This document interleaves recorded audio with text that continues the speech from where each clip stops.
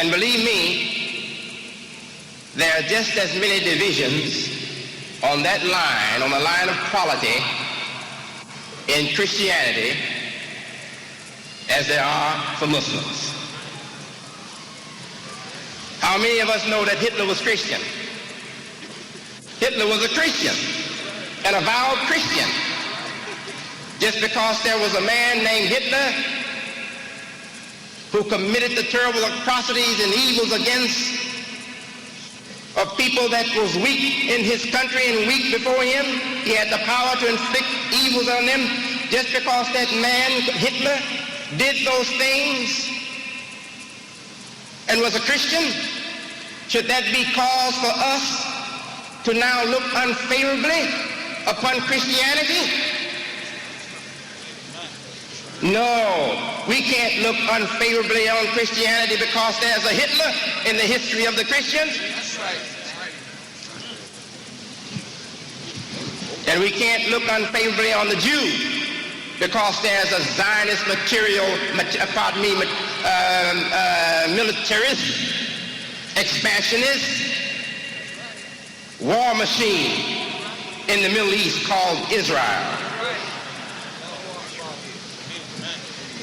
We can't look unfavorably on the Jew because of what the Israelites or the Israelis have done in the Middle East. They have committed great evils, great atrocities. They have brutalized the weak and helpless people with the great arms that they have been able to get from America and the great strength and support that they have gotten from our nation.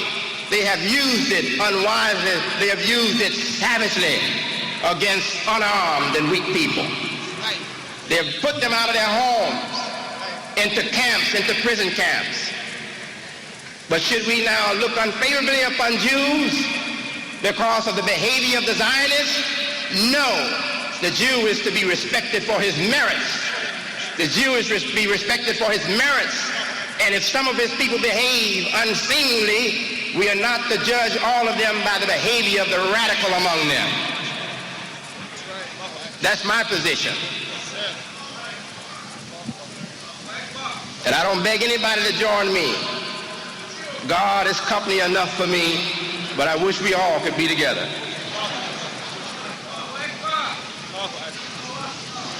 Our holy book says, "Qul." Don't get nervous, because I might start directing my complaints at something closer to home.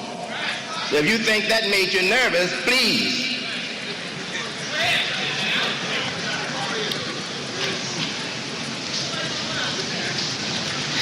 In our holy book, we are given concepts for our total life needs. And because the human being is such a special vessel made by his Creator for great, great achievement in the spiritual realm and also in the material realm, man cannot move successfully in the path of achievement without a recognition, a proper regard for his Lord. So our holy book attends the need most of all, or first of all, it attends the need in man to rightly perceive his God. Now when we're talking about perceiving God, we're not talking about seeing God as we see the material reality. We're not talking about seeing God as we see a dog, or as we see a house, or as we see a fine automobile, or as we see the mansion that we would like to live in. No, we are not talking about God and seeing God in that sense. We are talking about seeing God in the sense that you like to see your father, in the sense that you like to see your mother, in the sense that you like to see your children, in the sense that you like to see your friend. You don't see them in material quantity. You see them in qualities. You see them in their plans, in their scheme, in their purpose. And we must see God in his plan. We must see him in his scheme. We must see him in his purpose. We must see him in his wonderful attributes of mercy, the wonderful perfected attributes of perfection, of kindness, of love, etc., etc. That's how we are supposed to see God, and that's the way we would like to see our loved ones.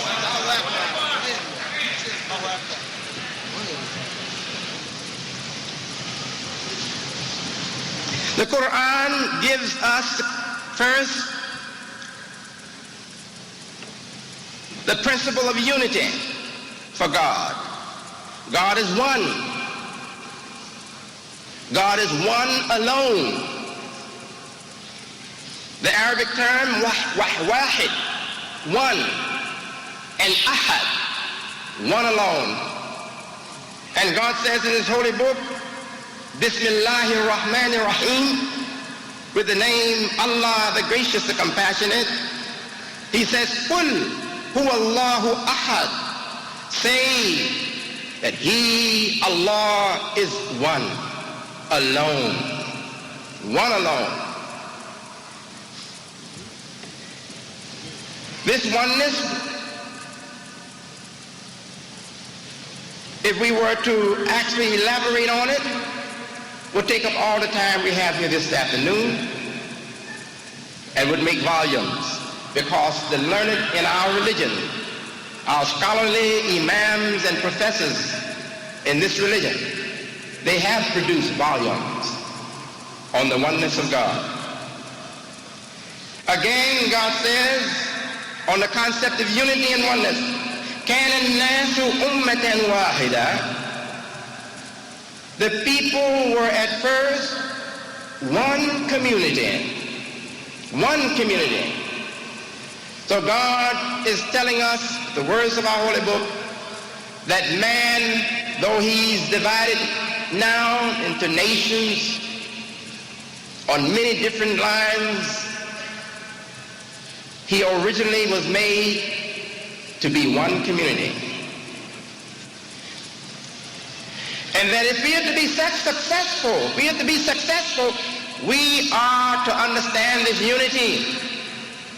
Because if we don't understand this unity, we will not be able to progress for long as nations or as ethnic groups.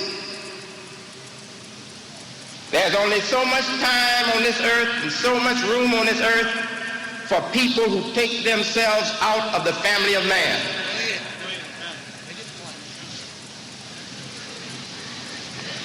And again, on this unity, Allah, the Lord of all of us, whether we are Muslims or not, we all believe in the same God. But we see with different eyes.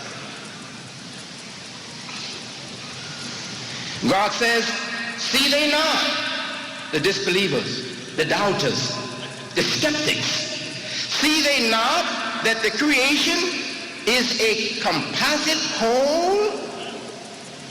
So we believe in the unity of the whole creation. We don't believe that there are some foreign worlds out there somewhere. We don't believe that there is right in this area here another dimension, and there are some foreign creatures sharing this space with us. Their nature is not like ours. They can do things to us, and we can't reach them unless we find some way to plug into their foreignness. We don't believe it. The real Muslim can't accept that kind of stuff. You can't voodoo us. You can't hex us. We are not vulnerable to superstition.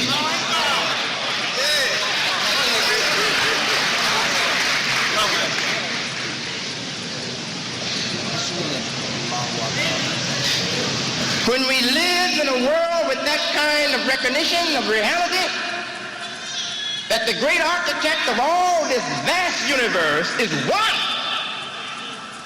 the design bears that out. That one designer did all of this. And when we live with the recognition that since one designer has done all of this, we as little bitty molecules, little bitty small units, smaller than the molecule, in this vast, great, expansive, phenomenal works of God, that we have to accept unity, oneness with everything else. It doesn't mean we're not going to have divisions. It doesn't mean we're not going to dislike each other. It doesn't mean we're not going to be prejudiced against each other. All of that's human nature. Human nature. It's human nature because we have limitations. We are not God. We are not perfect. We are growing. We are not there. And our destiny is not to be God. Our destiny is to be his excellent servant. Not him, but his excellent servant. And we are not even there. So we have many weaknesses. We're frail in many respects, but we have great strength. And we can realize the great life if we realize the great truth first.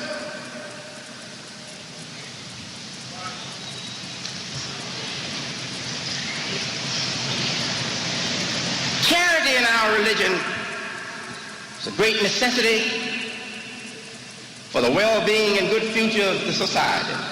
Charity. Because as God says, whereas he has created us upon an equality, he has also favored some above others. And there be some of us with greater spirit, greater talents, greater skills. And those will get ahead of the others, and soon the others may find themselves at the mercy of the better achievers, So God wants to sensitize us and keep us in touch with the best of our nature that he's given us. He wants us to keep charity in our spirit, to keep charity in our spirit. So in our religion, we're given the concept of charity. It's closely related to the concept of charity in Christianity, and I would even think maybe perhaps in Judaism. But I know it is very close to the concept of charity for Christians. It starts with the minimum requirement, and it goes to the maximum. And in the maximum margin, a maximum degree of the exercise of charity, we have to be prepared to share our wealth, share our money, share our homes to those who are out of doors, share our homes with them. We have to be willing to give up a lot of that we hold private and dear for the benefit of those that are shut out. But in our religion, charity is a means for improving society. It is not an end condition.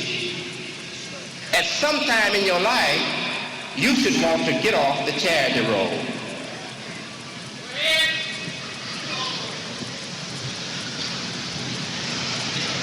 Zakat in our religion, according to the teachings of the Quran, the Holy Book, which is the number one, the supreme source of information for Muslims. And according to the great work, also in accordance with the great work of the scholars of our religion, Ibn Taymiyyah and many others. Zakat, the role of zakat in society is to relieve the pressures on the less fortunate by taking a percentage of the income, the annual income, from those more fortunate or from those who have opportunity. The figure arrived at by most writers and teachers on the subject of zakat or charity in Islam or in al-Islam, our religion, is 2.5% taken on your annual holdings. This is not an income tax. This tax does not come off of income, off of your wages, that is. It is not taken off your wages. It is taken off of your accumulated wealth. And whatever you accumulated is considered accumulated wealth. If you have an automobile, under this particular concept or ruling, your automobile is accumulated wealth.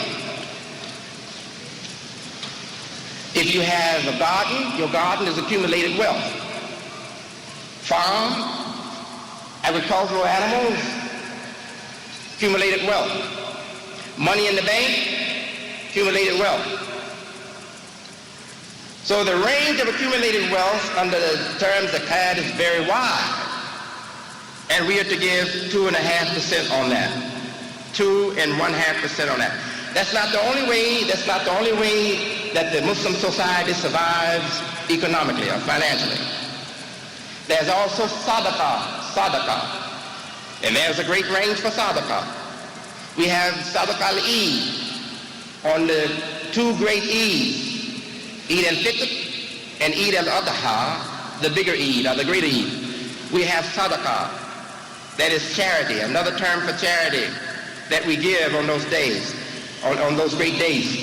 And that charity is expected from everyone, the poor as well as those who are in a better situation. Many times we don't have much to give, but the spirit of the charity is what's important for human society. And every man, every woman needs the spirit of charity in their lives in order for them to feel healthy and be healthy and meet the great challenges of life. For if you do not have charity in your heart, you can't meet the challenges of life. Zakat then is more than just that 2% tax. It is also free gift that you give freely. We believe in that kind of tax. Also, sadaqah is for many other things and is taken from the rich as well as the poor. For we have to finance important new projects. We have to finance the defenses of our home if we are independent Muslim nations. We have to finance the defense of our homeland. Therefore, there are other forms of tax, other forms of revenue, but in our religion, it is all charity. It is all charity. The role of zakat, returning to the role of zakat is to improve the social life for the less fortunate, to help them, to have the necessities of life, the basic necessities of life, food, clothing, shelter, education, a chance to free themselves from that situation and establish themselves one day. As we say over here in the colleges and universities of our people,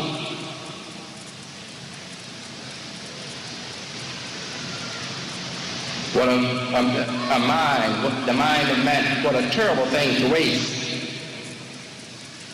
And it is better to teach one to fish than to give him a fish.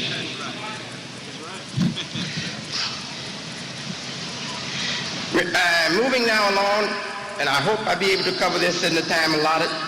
If I don't, I promise you, we will print this, we will put this in print and make it available to you at a reasonable price, $50 per copy.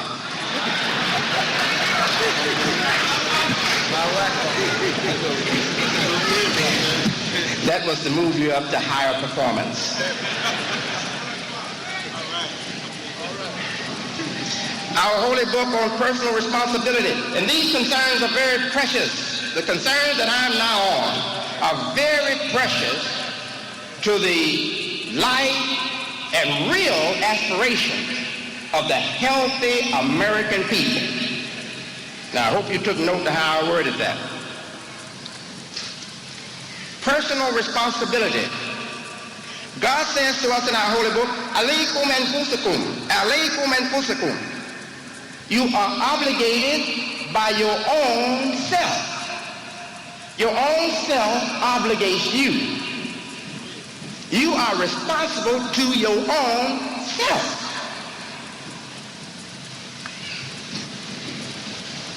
And again, repeating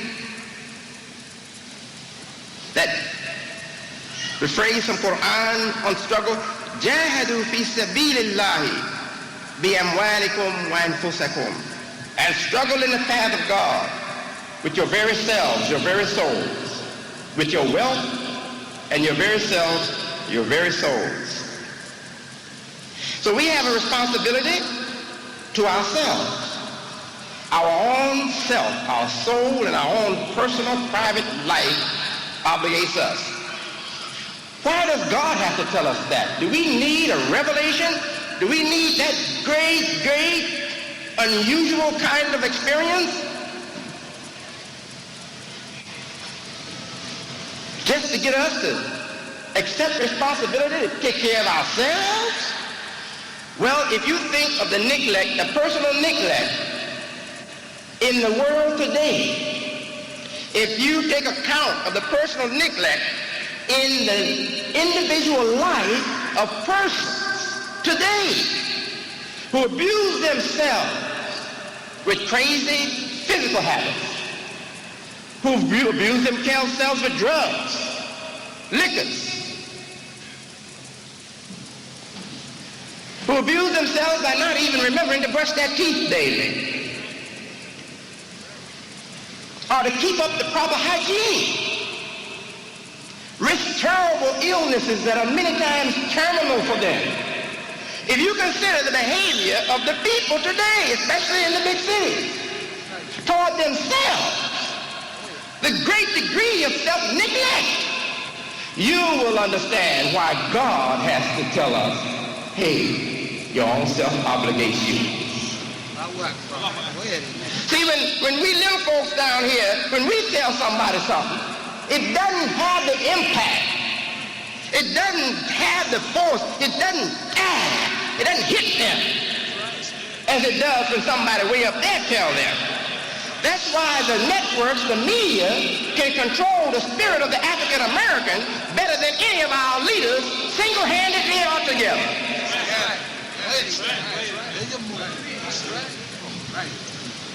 Well, thank God. Thank Allah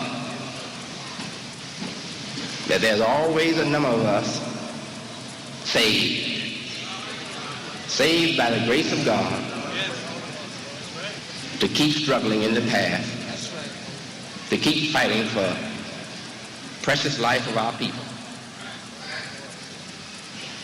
Yes. So God tells us our own selves obligate us. When God tells us that, if we believe in God, the trendy atmosphere of America in terms of what it puts out here in the form of cultural sensitizers and cultural signals, not blaming any particular person in any particular quarter of American society for it at this particular time, but it happens. No matter what.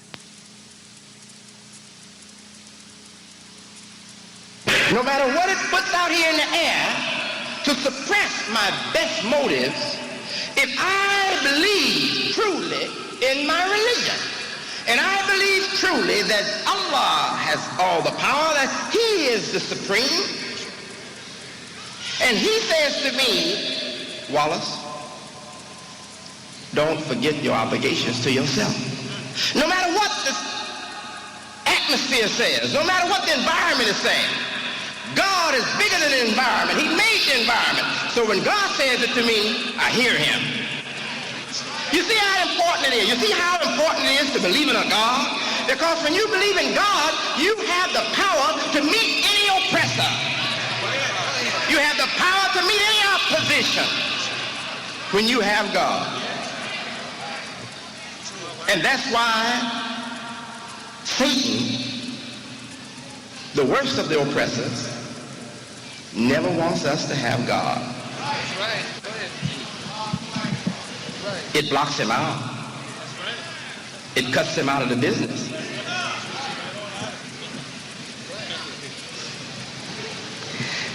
The Quran again on community responsibility. God says, وَاعْتَصِمُوا بِحَبْلِ اللَّهِ جَمِيعًا وَلَا تَفَرَّقُوا. Hold firmly to the cable that God extends out to you for your salvation, for your unity. Hold on to the help that God extends out to you. And do not be divided among yourselves. We have a community obligation to hold on to the Quran, the Word of God, to hold on to Muhammad the Prophet, the last and universal liberator from God, to hold on to him and his pattern of life, his sunnah. We have an obligation to hold on to that, and we have an obligation to hold on to each other. For God has extended his help that we may be united.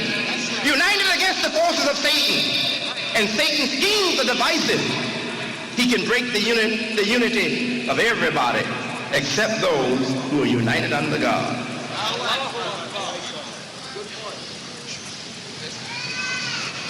And again, God says, they yad'una ila al-khayr. The believers, the real believers, they are the ones who call to all that is good and excellent. They call to that has good utility for man and society. They call only to that Allah, their Lord, has approved.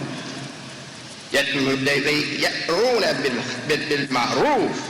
Also, يأمرون بالمعروف. يأمرون بالمعروف. And they command, they order, they insist upon that is of the most excellent standards. وَيَنْهَوْنَ عَنِ الْمُنْكَرِ. And they prohibit that. They disallow that is defective, degrading, corruptible.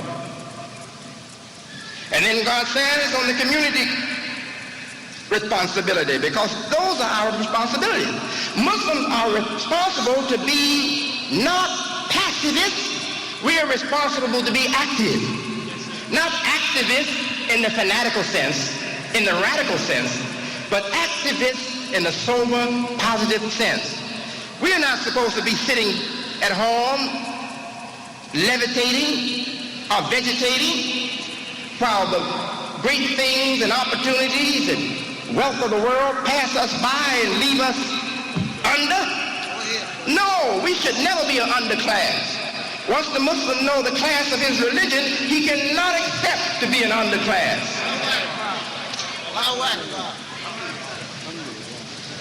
And God says, أَنْتُمْ خَيْرَ أُمَّةً أُخْرِجَتْ لِلنَّاسِ.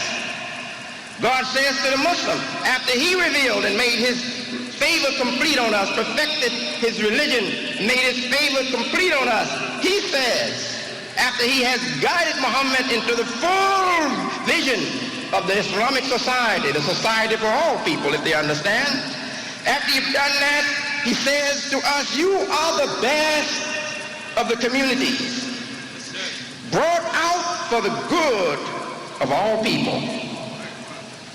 So the Muslim community then has also a community obligation to serve the best purposes of other communities.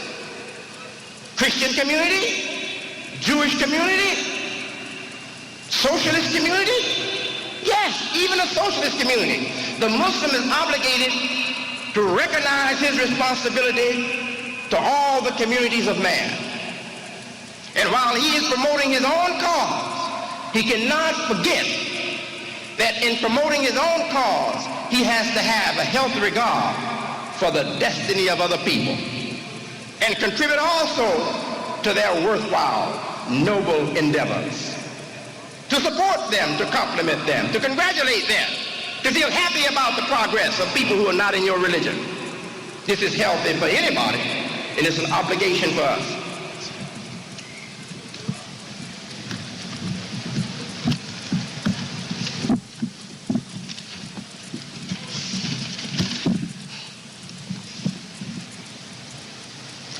Our holy book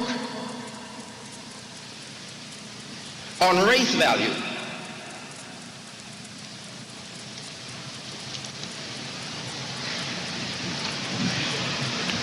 first of all of the precepts, formulas, prescription, whatever we want to call it, in our holy book for our life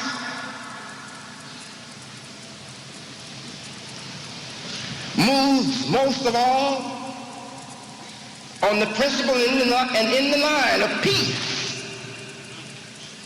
The nature and aim in our religion for all of our activities is peace. Therefore, we have no radical preachings in our Quran on race. There are no radical teachings in our holy book on race. It just comes to us with the sober truth, the sober and sobering truth.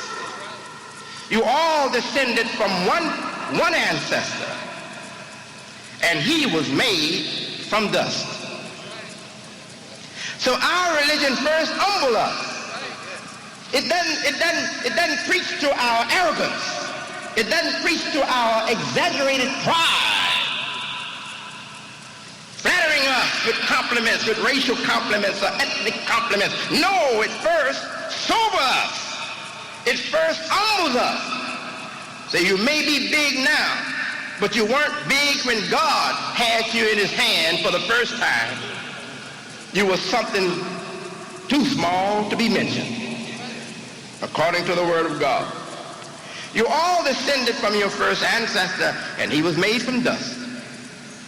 And again it says, it is Allah that has created your forms and has made your forms beautiful.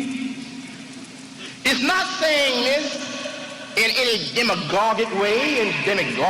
You know, the demagogue, he wants to flatter you. The demagogue, he wants to flatter you. He wants to make you feel good. The demagogue wants to first make you like him. But Allah is too big for that. Allah is too big to come at you in that inferior way. God comes at us to strengthen us.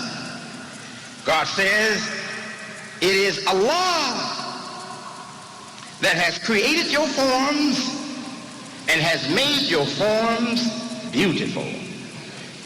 Now, when I hear that from my Lord, when I read that in the Holy Book coming from my Lord, you know, we have to speak of him sometime in these allegorical pictures. When I hear that coming from his mouth,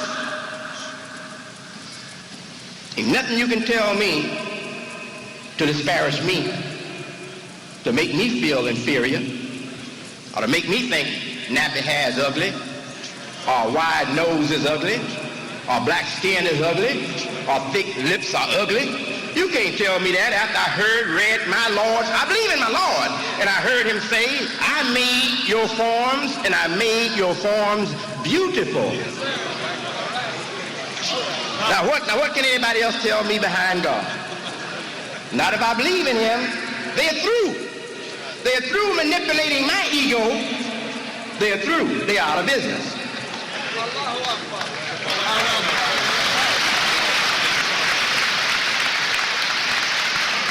You know why Muslims don't clap like? It sounds like bird wings taking off. See? You ever see a bunch of pigeons? You ever hear a bunch of pigeons take off? Sound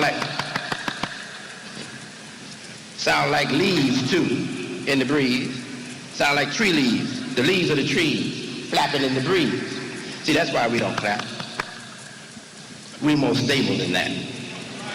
Now, hey, now don't take that too far, because you can become so rigid that you'll be dead. And again, God says, certainly the human mold. The human mold. What is God talking about? The human mold. God is bringing to our awareness that he has patterned us. We are his fine product, and he has patterned us. And nobody else has any claim to that pattern. They can't even produce another one. He has exclusive pattern on our nature and form. And God says that he has certainly the human being is given to the best of mold, or has been made in the most excellent mold. He has been molded for excellence. That's the purpose of the mold. He has been molded for excellence. And God says, خَيْرَكُمْ أَتْقَاكُمْ. Surely God has made you tribes and families. He made you into tribes and into nations, families and nations, that you may regard one another. Isn't that wonderful? Now, I'm a Muslim. If another Muslim is dissatisfied with me because I say, no matter what some white people or most white people have done to us that have made us see them as devils, my holy book says that all people are the same. So I must believe that there is a possibility in me for becoming a devil. And thank God it wasn't me. But I have to recognize, I have to regard those people of that race that are not in any kind of behavioral form that would justify us calling them devils. I have to recognize them. I have to have proper regard for all people. Not only proper regard for all people, but we have that proper regard for them in the sense that God gives it to us, obligates us to seek an acquaintance with them, because this earth was not made to separate man. This earth was made to unite man. And in time, his aspirations, his investments, his venturous spirit is going to carry him all over the world. He's going to have to meet his fellow man overseas in the far lands, in Asia,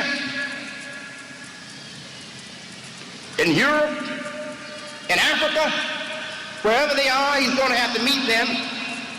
And in time, he will find that he cannot progress further without their assistance, without their permitting it, without their allowing it, without peace treaties, without place for cooperation. So God has told us these things, and he's given us this healthy respect that we must have for each other. The purpose of this regard is not only that we respect each other's rights and that, et cetera, but that we respect that we have to coexist.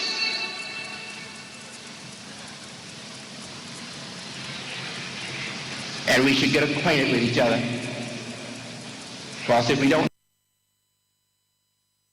Greetings to there with you. Al-Islam or Islam, we have been saying over and over again, it will bring us to excellence within ourselves as human beings. It will rise us to the excellence that the Almighty have created us for. It's only our desires, our intention, our ambitions, and our determinations that is required of us. Al-Islam gives us moral dignity. Al-Islam, again, gives us moral dignity. Total respect for life, total respect for women. Al-Islam allows us to use or encourage us or stimulates our faculties. Al-Islam encourages us to think, rethink, and shape our views, our opinions, and also our relationships with other human beings, our race and our tribe, our families, obviously, but it also encourages us and directs us to develop ourselves so we can develop the institution called family. From once we're able to do that first exercise, then we are humans as in a man. as in a woman. Now the responsibilities will be exemplified. We would have obviously been reliable for our Never family to allow our family to pursue them to become one big family, as in taking marriage. Al-Islam.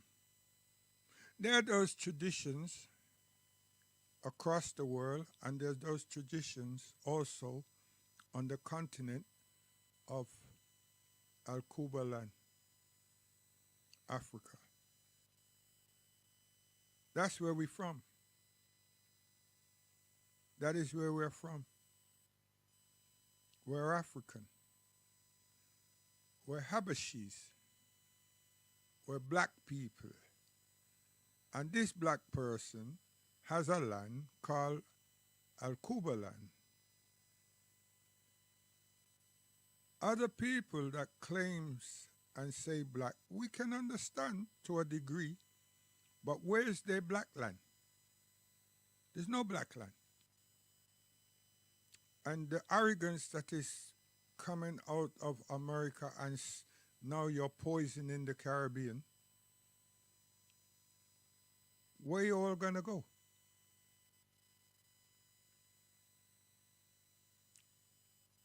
We're the children of the slaves, and we don't have land of our own. We don't have independence. We don't have sovereignty of the Caribbean islands. And those in America, North America, don't have nothing. So we all are the same. But what we're not doing, and how did I get here? It's a feeling I'm having. What we're not doing is engaging ourselves and acquainting ourselves as a people and building and developing what we need. We're consumers, and we've ever been consumers because we're the children of the slaves. We're put in a position where we have not understood what freedom is, and we were shaped and reshaped by the people who captured us, who kidnapped us and brought us into these lands, these areas within the diaspora. So to be alive, we thank God. To receive some form of education, we thank God. And we thank our ancestors. So what is our purpose and our roles? The ignorant among us do not want to accept or reflect on our history, our past journeys. And that's what's hurting us, and that's what will continue to hurt us. Because we're one people. We're African, we're Habashis. We're from Al-Quba land. If you don't know, make inquiries. And the best inquiries is on the continent. It's vast, it's obvious that none of us know precisely from our ancestors, well, I wouldn't say none, where precisely we came from, as in which tribe, which area, north, east, south, west, central, but we come from the land. A lot of us has come from Gambia and Nigeria and Ghana and Uganda.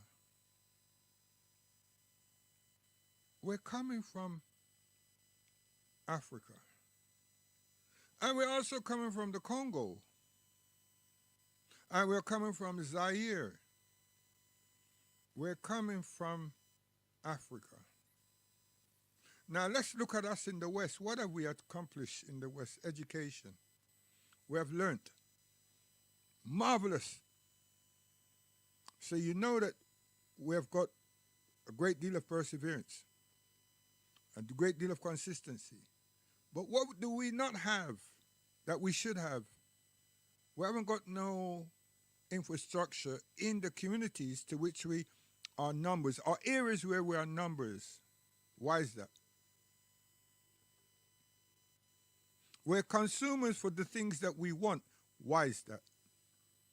But yet still we're educated, or we have a lot of educated persons within our lot. We're not communicating with ourselves. We're not engaging with ourselves. We spend more of that education that we've gained fulfilling an obligation to the very people to which we got education from, and the very people that marginalize us, the very people that abuse us. So we're spending all our good time pleading, showing, analyzing, and acknowledging what those people are doing to us and telling them how we're hurt by it and expect a change. Now, saying all of that, ask yourselves, let us ask ourselves, what have we done and what have we done and what are we intending to do for ourselves? Yeah, some people say, oh, I got a job, man. Yeah, that's about it. And if you got this job, which you have, and I have,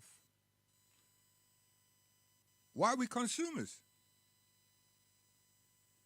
Why aren't we in love with ourselves so we're catering and we're fueling our own cultures and aspirations?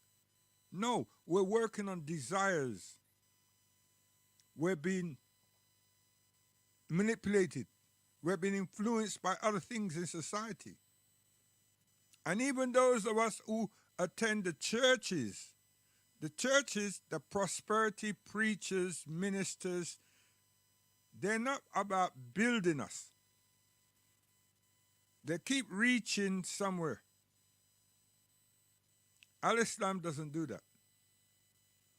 I don't think that you all seem to understand and realize that. Al-Islam don't do that, and it would never do that. Individual people may attempt something like that, but in Al-Islam, no. No way, Jose. We should be spending a great deal of our time understanding and become acquainted with the word freedom. What does it mean? How do you get it? Do we have it? Are we anywhere close to it? Freedom. Because we're charting something in remembrance of those who preceded us. And without their energy and their determination, we couldn't be existing. And the only freedom they knew was the master, the plantation owners telling them that you can go. Go where? And some didn't say go. Some used the word free. You're free. But free to do what? What is it? Hey, you all behave. A lot of us behave like somehow we were well-educated people. We could read and understand precisely, directly, what was being done to us in relation to communicating. We weren't. We didn't have a clue. Now, how many years, how many decades did it take us to comprehend whatever language they were speaking? And then ask ourselves, how did that happen? Because many people, their tongues were cut out. Hey, listen, a lot of atrocities have happened to many of our grandparents who master understood, could read. And not only could read, could talk, speak like them.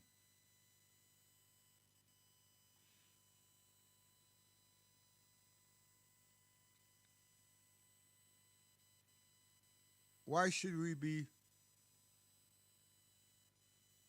living, accepting the curse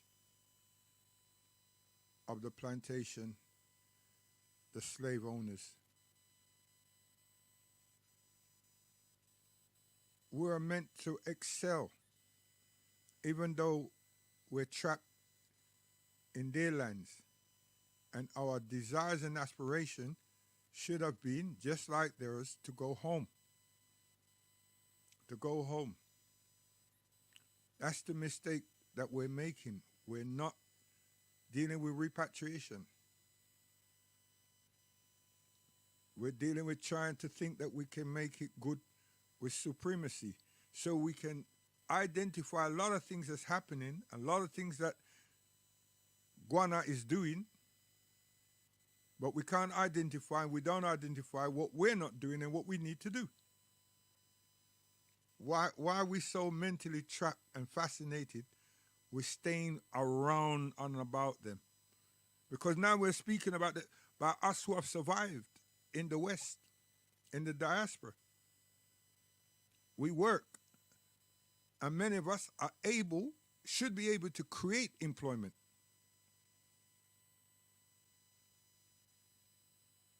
And many of us who know that our parents and grandparents lived in the Caribbean don't even return to the Caribbean to say, let us exercise our intelligence and create, or let us link with workers and farmers and others in the Caribbean and develop something for us who's in whatever country. And then we go to Africa, Al-Kubalan, and do likewise. So we got an exchange going on, and we're actually learning language. We're connecting with culture. We ain't doing. So there's a lot of questions. And the answer's in our souls. Trust me. The condemnation is about what happened to us.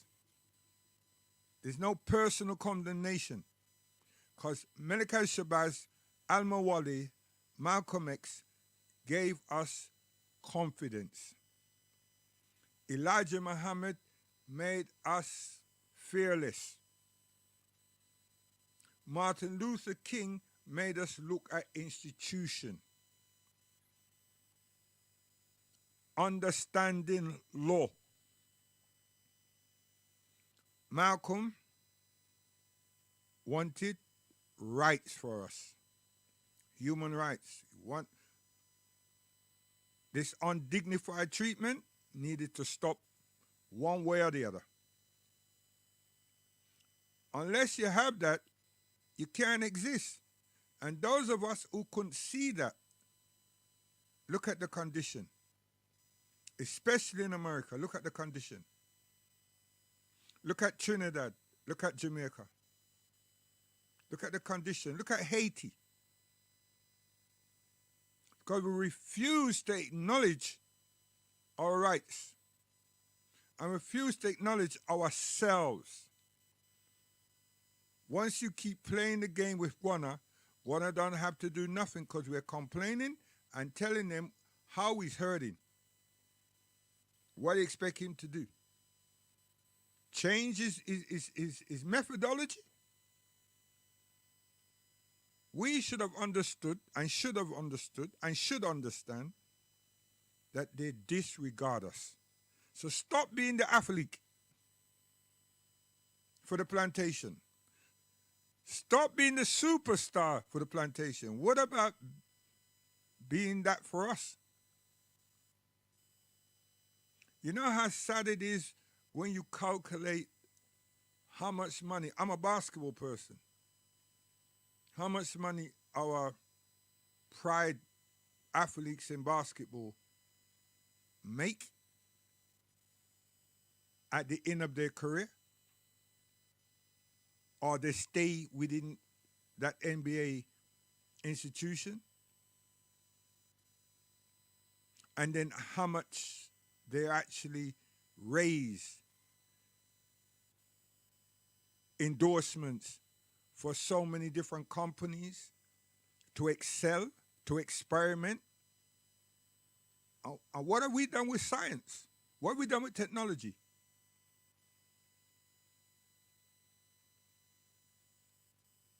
We haven't spent a dime on us because we're still the slave. But through plain amusement, excitement, it just takes us somewhere else. I want to go right back to the top of what the Imam was saying about Palestine and Christians. Listen. And believe me, there are just as many divisions on that line, on the line of quality in Christianity as there are for Muslims. How many of us know that Hitler was Christian? Hitler was a Christian, an avowed Christian. Just because there was a man named Hitler who committed the terrible atrocities and evils against a people that was weak in his country and weak before him, he had the power to inflict evils on them. Just because that man, Hitler, did those things and was a Christian, should that be cause for us to now look unfavorably upon Christianity? No, we can't look unfavorably on Christianity because there's a Hitler in the history of the Christians. That's right. And we can't look unfavorably on the Jew because there's a Zionist militarist, expansionist war machine in the Middle East called Israel. Okay. Everything that the Imam said just now, we was taught that in school, and that was amplified within societies across the world. So whether we wanted to or not, or whether we understood or not, we had to show empathy for our people. And an event that took place on the watch of the same people that enslaved us. So up to today, children who are now going to kindergartens know of that event and shed tears for that event. The covers have been pulled off slightly since the last 2 years and plus with what took place in Palestine and what is taking place now. But many generations have gone that haven't experienced and seen these people for what they truly are. The point I'm making is this. Who cries 4 times a year for us? Who remembers us 4 times a year? We remember something that they tell us and they want us to do. We say Jesus Christ. And Christmas is coming and the geese are supposed to be getting fat. So we're going to the Jesus Christ now. We're getting ready. We're preparing. We Africans, we black people, we FBAs and all of this nonsense, we're all preparing. And in Africa. And no one is saying, what has it done for us? Why are we doing that? We ain't commemorating anything to do with us. We ain't reflecting on our ancestors. We have boosted, built, institutionalized supremacy to its maximum.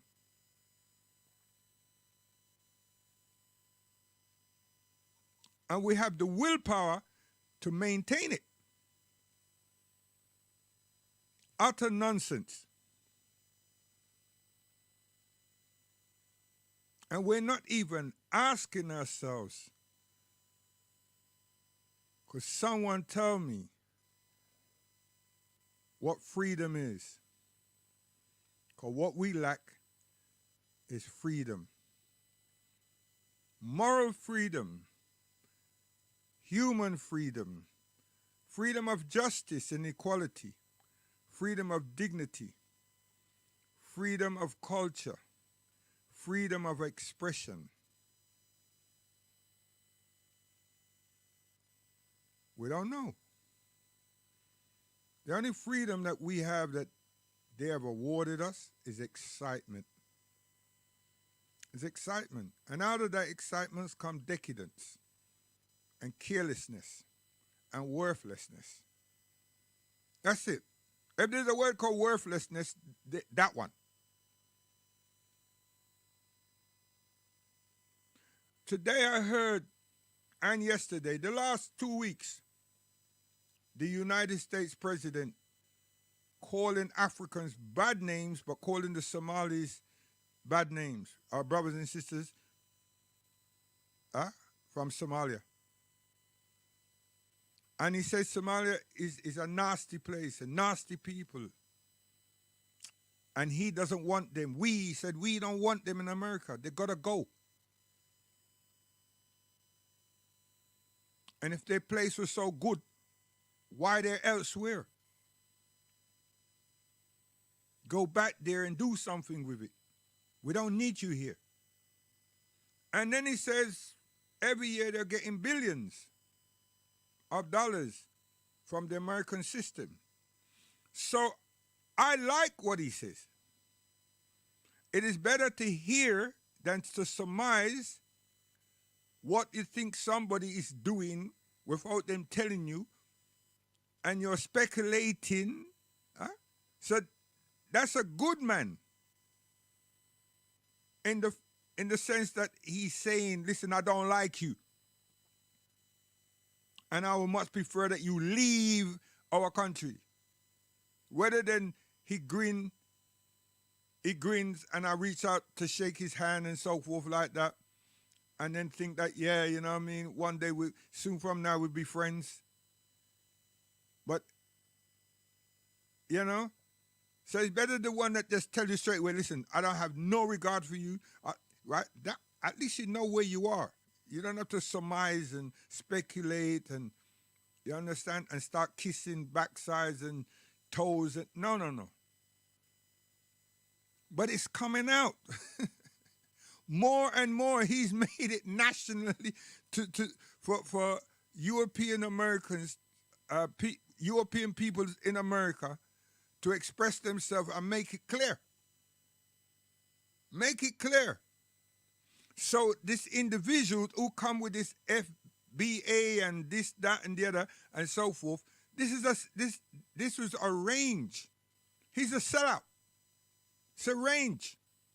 Because now what you've got is a lot of anarchy, a lot of misnomers and everything going on among us, and they've taken it to the Caribbean too, and then they start speaking a little bit about reparation and who should be entitled to reparation and why the Caribbeans are here.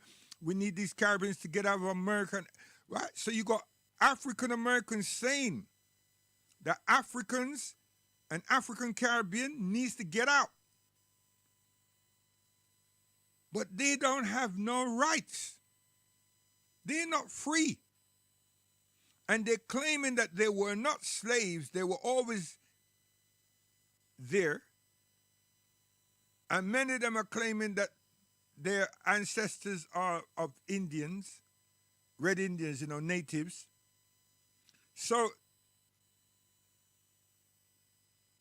what's happening? It is 2025. And YouTube, all these multimedia platforms is full of it. Full. And many of the panels have Europeans, Caucasians on them, supporting them and beefing them up. And they're meant to be scholars. Could you imagine? Expounding why the Constitution doesn't acknowledge no African American. But yet still these blacks, FBAs, are saying that the Constitution is their Constitution. So there's a division. The division. And those same people are speaking like this. They don't have no infrastructure in the areas that they live. They don't. They're worse off than a lot of people in Europe. And they're in the first big giant super nation, America. But the Caucasian Americans are telling them, get out of our country. That's also on the YouTube. On news sites. On police sites where there's infringements. Where there are people like me who got some money and without paying attention, I bought a house in a district that's 99.5 Europeans. And because I could buy the place, I bought the place, but I didn't do the work. Now they're telling me, get out of our country. Move, what are you doing here? And many news channels have put that up there, up to the big channels like ABC and NBC. So it's not a hoax. It's not something that some little bitty channel that's doing an AI on people. Where are we at? Where are we at? Mine are going back again to say we are educated. But we have to define what it is that we mean by educated. And what can we do with the education that we have received? Did we train to be to be economists? Did we train to be doctors? I mean, lawyers? What did we educate ourselves for? And that's to show where we're mentally have been at and where we're at. Because Africa never seemed to be in a dream or on our minds. Now, someone try to challenge me, please. I would love it because, you know, a person Japanese and people like this go to different countries in the world. Cubans went to different countries in the world, and Libyans went to different countries in the world and studied to benefit their countries. To benefit their countries, you know. They did all kinds of science and technologies, etc., etc. So the question really is to ask is, I mean, this educated that I'm saying, including myself, what are we educated to be able to do? And why is it the education that we've received, we haven't thought of imparting any of it to Africa, and we haven't imparted it within ourselves as a collective to develop anything? I mean, serious thing that is, you know what I mean? And I remember I've also pointed at myself. You understand? But I've been one of the privileged, fortunate one because of a mother that when I left electronic engineering, steered me into education. Steered me into education so I can offer something rather than just have something that I'm getting or will receive a salary, but ain't offered nobody anything, and it's of no value to us as African people, as black people, as people from Akuba land. Yes, my mother. You understand? And when music and things like that was attracting me, there was a mother there saying, "Hold up, huh? Hold up." You understand? So, yeah, she's always up front. Not that father wasn't there, but you know what I mean. When it come to explaining things and the reason for things, mom, yeah, mom. Dad might say, "Don't do that," but him not getting no explanation. You understand? Him not work so. But mom, nah. And my grandparents, nah. They let you understand that you have a purpose here. And that place, that place, that land, that country, that continent that we're taking from, you owe it to there. You understand? One day I must tell you about my great grandfather, you know. Listen, everybody talk about all these other people. There's so much people that's like that. My grandfather, my great grandfather's a hero. Whatever hero meant to be for people. You understand? And he was assigned to the Panama Canal, and he was assigned to that place that every time I come here, I forget the name. That them split up and call Arabia, that piece of the land Arabia, and disconnect it from Africa. You have to know your geography. But why do I always forget that name? Huh? And so on. And you would know, we are also supposed to know that everybody had slaves. I must know that our ancestors, our people, our cultured people as well, were Arabs. What them call Arabs, that's we too. Because if everybody wants to be a Mandingo, everybody wants to be a Fulani, they're different tribes.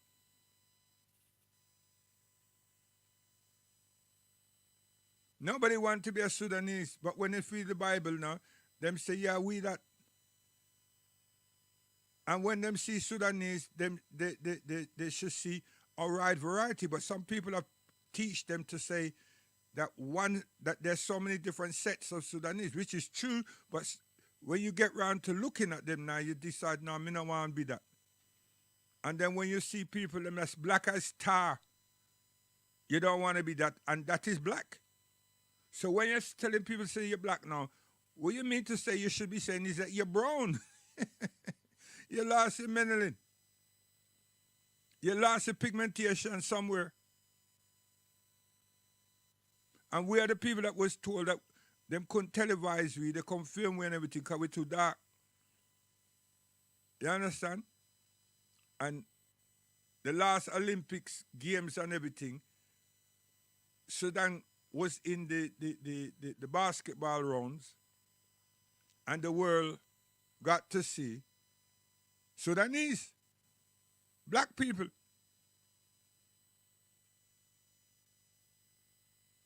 And all across Europe, the amount of people that turn up that didn't support basketball, you know, but just want to see these people as well.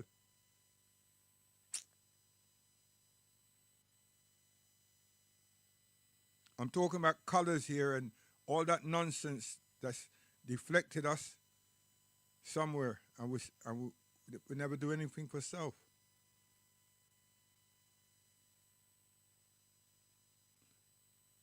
Many of us have done engineering. We haven't even journeyed to Africa to offer our understandings, our skills, our technical know-how. Many of us is electronic engineering, top of the class. Internet and all these things are African. Yes, when I beg it, when I push it up, it is facts. Engines. Many of the inventors, many of the participants come from the United States or America. But you must remember that the Pilgrims were people who left England, Scotland, the British Isles for refuge, freedom of expression. And they found this place called Newfoundland, which became America down the road. So they fled from the British Isles to persecution. And when they arrived there, they persecuted everything them find there. And the minute them get gone,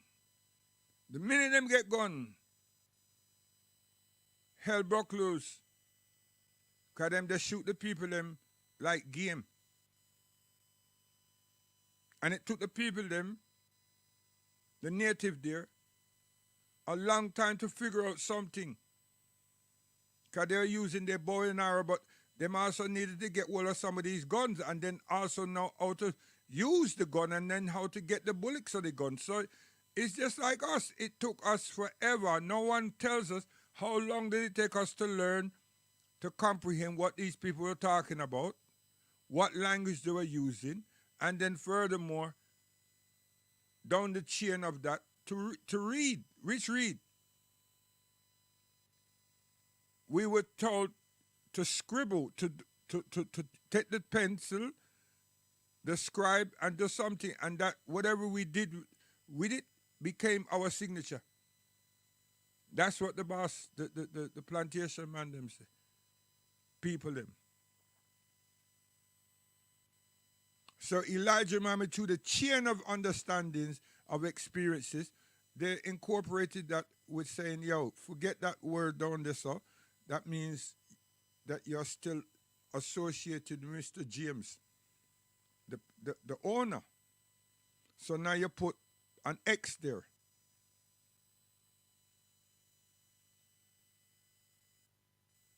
A lot to be told and understood by that. And in some Muslim quarters, the people then don't want to hear that. They don't want to hear nothing about these things. They want to hear about their history or what we have in our historical votes. That's all right. But that's our history. So you can't tell us that we shouldn't be expanding that. So these are the areas that we have difficulties with other Muslim people. But other than that, everything good. Because them say that it triggers off something. So if it triggers off something, or it should trigger off something, why they're reading theirs? It amplifies something in them that takes them to levels beyond levels. They're saying it triggers off something for us, in us, that makes us arrogant, unstable, and on reflection, when you think about the sociology and psychology of the whole thing, it does. Because once we get involved in that racial conversation, in that racial experience, it makes us stand still. But our brains work. Our brains work. But we don't develop anything. We don't create anything. We don't innovate anything. We're looking for some form of accommodation from those who are afflicting these problems onto us. We want them to be pleased with us. When it's them who's afflicting us with torture, we don't see it that way. And we've got great, great psychologists before Naim Akbar, all across the diaspora. But we've been made to be insensitive. They said to sit down and listen. We only to sit down and listen in the church. So that's what I'm saying. We're inviting you all to Al-Islam. be among us. Whether you embrace Islam or not, that's beside you and God and Allah. But being in the company and being in that social environment is what I am saying. Rub shoulders, hug me, let me hug you back. As a family, as a unit, as a body, and let us build things, let's do things, let's coordinate. If you embrace Islam along the road, that's between you and Allah. And I say, alhamdulillah. I'm not going to spend my days and my hours and my seconds just mobilizing you, convincing you, because we got greater things to do. Not that that isn't great, but more than half of the time, you're going to run away. You ain't going to have nothing to do with me. You're going to be bad-mouthing me everywhere, and my family. And we ain't done you no justified wrong. So my logic, I think, is one of the best ones, along with W.D. Muhammad. So he my teacher. I mean, he wouldn't say, he be saying something about you and your music and everything else. But then he'd say, I understand where you're going, but don't take too long there. You understand? And stop saying you're doing it for this reason when you yourself is so involved. That's the Imam. You understand? And what you have to do is tell the truth to yourself. Now, how much of us are really willing to speak the truth? We speak the truth according to that which we think we want, we would like. That truth is never really the truth that is meant. You know what I mean? It's a truth, but it's not the whole truth. It's a part of the truth. But I see the Imam laughing while he's saying that, and then he's going to go, listen, if you permit me to give you a time span, that's what I'm going to do, because this will be going on forever.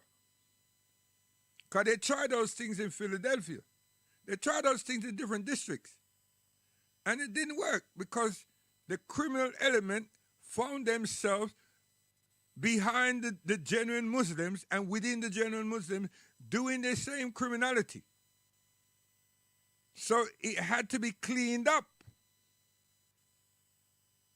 It had to be cleaned up. So this is no Johnny come lately little poop. You understand? So I'm saying that now to say, not that I want you all to just to give me thumbs up saying, you know, when he goes into his reggae Bible and everything, but I hope you all just listen to the words. I really do. That's why I call it Reggae Bible. Listen, if you're always exposed to reggae and reggae artists over the years of your growing up, you'll probably be a better set of people in and out of America, goddammit. Seriously. Because we are different. You just got to listen to our words. We don't need to darling, take off your coat. No, we ain't in all of that. We ain't in no gun, shoot the man down. No, when we tell someone among us that they're wrong, they're wrong. And when we tell someone greater that done things to us that they're wrong, right? We want repatriation, we want liberation. We are dealing with it. We tell ourselves, honor our mother and our father. We tell ourselves, stop the slackness. We tell ourselves, stop the thieving, stop the lying. That's what we do, social commentary. And we mean it. Some bad-minded people from that same America is corrupted a lot of our artists over the years. Corrupted them. Telling them about Grammy, telling them about Rolling Stones, telling them all about these awards, and they come with a price. And they strip our women, and they got our men gayless. They try out all kinds of narcotics.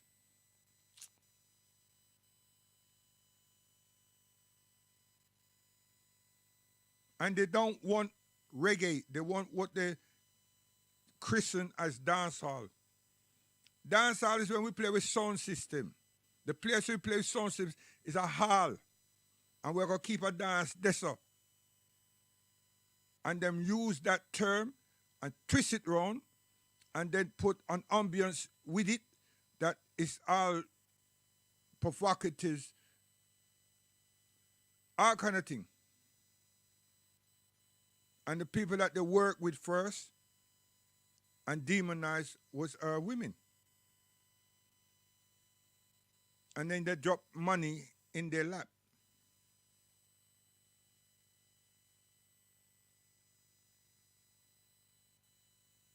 Yes. But Al-Islam is going to come. It's not going to come, it's there. And those who want to do right, those who want to exercise their free will, those who want to taste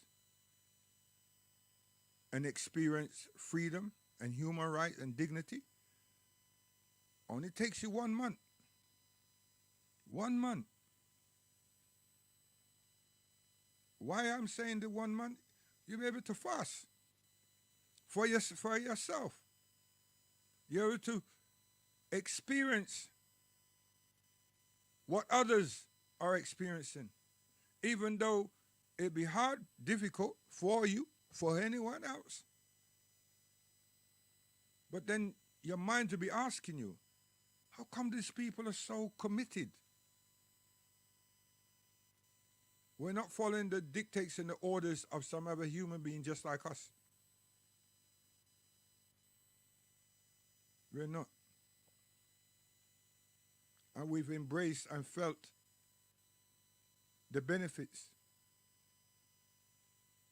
Once you're dutiful, as in exams, if you can recall and were studying and paying attention to the subjects that we've been learning for 7 years in school, from primary, from secondary, straight up to the time of the exams, we do well.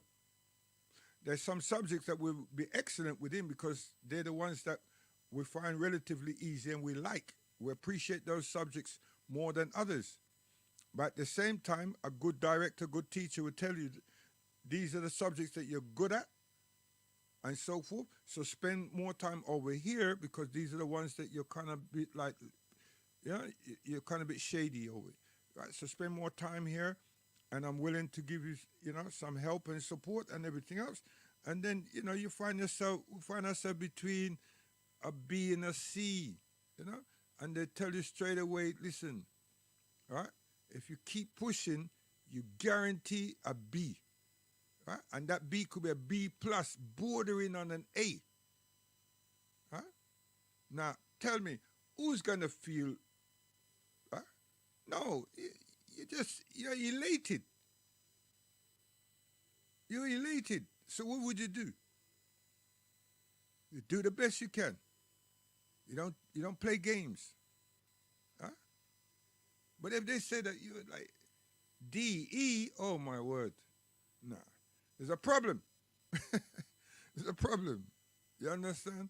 So my son and me, we have them type of conversation. And I didn't have to have them conversation really to a maximum because he's already up there. I didn't know that. He's telling me what the teachers are saying, and his reports says these things. But I was never absent at none of the report visits and so forth. Never. You understand? Never. Because I understand what it means. Because I've been there. And I've been coached by my mother and my father in the advent of learning. You understand? So tomorrow I really want to play a catalog of some songs by the same artist, by the same band.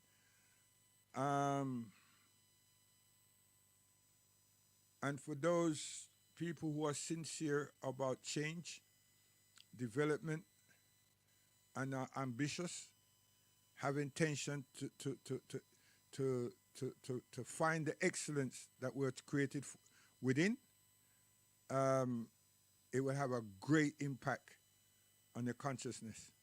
Trust me. A great, great, great impact on your consciousness. I could doctor it, and you hear the vocals alone, but I cannot I can't reach the production team, and I'm going to keep trying that because I have some sources to be able to ad-lib everything, because every lyric, everyone is heartfelt. And to think that we're here now in 2025, and these were mastered in 1978. 1978, you know. So don't run, don't hide, share with other persons, and I'll just give you a little snippet because I saw mistake and then I gone. So guidance, salam alaikum.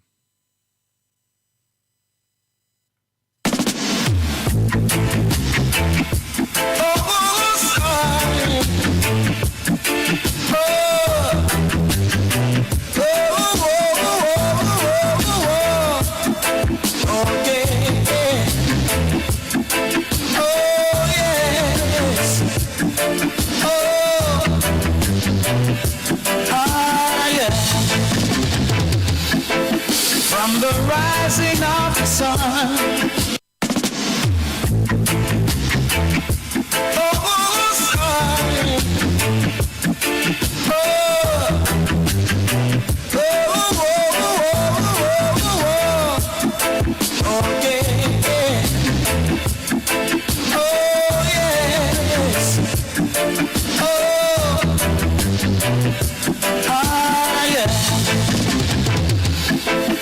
from the rising of the sun till the moon goes down, I can feel your presence, a sweet melody come around. The city streets, they're rushing, full of hurry and demand, but your voice it whispers about a brighter plan. Yeah, man, I saw we stay now. I tell you, proper English, clear English, you understand? And them there, one take, you know. One take, analog, one tape. You understand? We work with 2 track. That's it. You understand? So, make of that what you will. Guidance, we're gone. Tell a friend. Share it. Tomorrow, God willing, we're there. We will expand ourselves. And we're coming with the tracks them first and the lectures them to follow. And we haven't finished with blackness in Al-Islam, and we have not finished with the curse, the alleged curse of Cain and Abel. You know that thing. We haven't finished with it, because by the time you spend time really and rewinding, you will ask yourselves, why did we follow these people? Because the theologians, the church, our pastors, them who decide to be pastors instead of shepherds or fishermen, and so forth, because they want employment, and the sweetest employment is being a preacher, a minister. Them get house. The congregation, they're there with them. I'm not pushing them down, but that's what's happened. Huh? And the excellence of them being African and being responsible for us and to us is not there. It's the living, the condition them get with the title, pastor, preacher, minister. You understand? Cardinal. and these things. And when it comes to Europe, oh gosh, man, when you get those type of accolades and everything, and then you get a ministry, and then them push you across Africa and everything. That's whoa, right? And when them push across Africa, them send you with a bunch of people like mercenaries, because they're going to support you. You understand? And so forth. And them give you a big villa. You understand?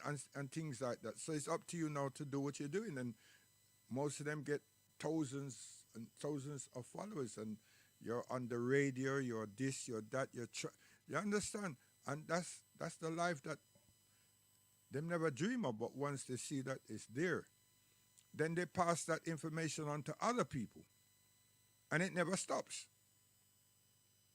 And that's what's happened to us. So I say, tomorrow, we get a little snippet that you can tell your friend and say, boy, you know what, him play this tune, this song, and oh gosh, man. And him never play it all. He just play a little bit. So we say guidance, give thanks, support us.